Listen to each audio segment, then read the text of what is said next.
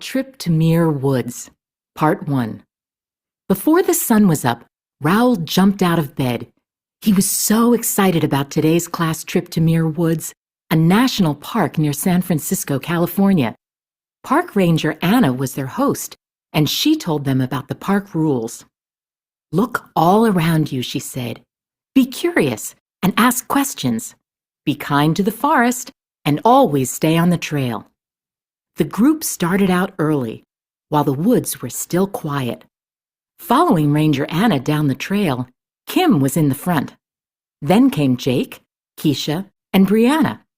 Raoul was last, walking slowly and looking at everything along the way. The redwood trees seemed to touch the sky as rays of sunlight sparkled through their branches.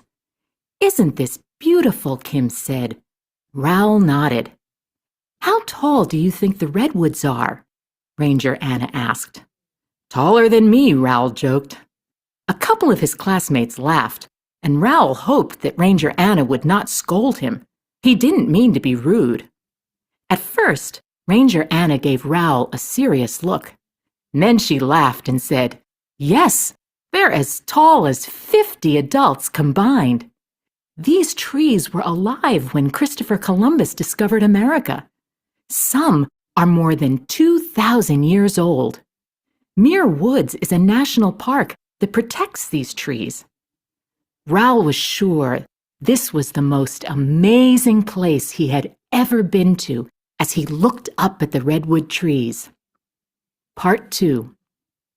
Farther along the trail, the hikers stopped to take a rest. Just then, a bag of nuts fell out of Raoul's backpack.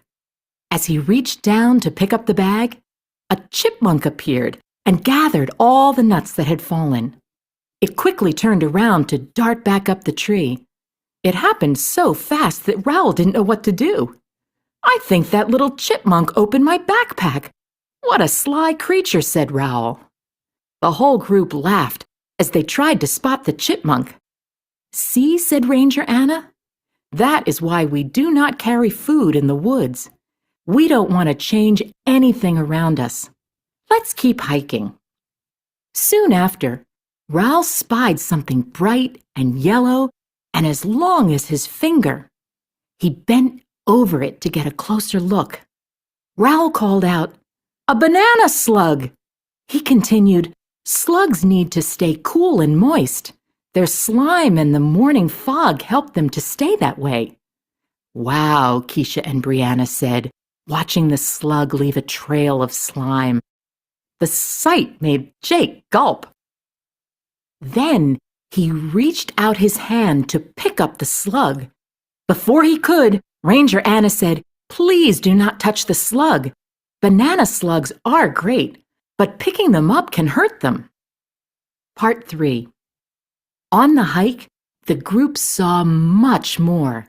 Monarch butterflies, spotted owls, large pine cones, and horsetail ferns. By the end of the trip, the hikers had seen and walked so much that everyone was weary. They were ready to go back to school and talk about what they had seen. That is, everyone except Raoul, who was upset that the hike had ended. Ranger Anna told him not to be sad, that he could visit the woods any time. Soon, the hikers were back in their classroom, and on their desks were crayons, paints, and paper. They all sat down and started to draw what they had seen that day. Jake drew the banana slug, and Keisha painted a wren eating seeds near the ferns. Raoul sketched the chipmunk on his backpack. The children finished hanging their pictures just as their parents arrived to pick them up.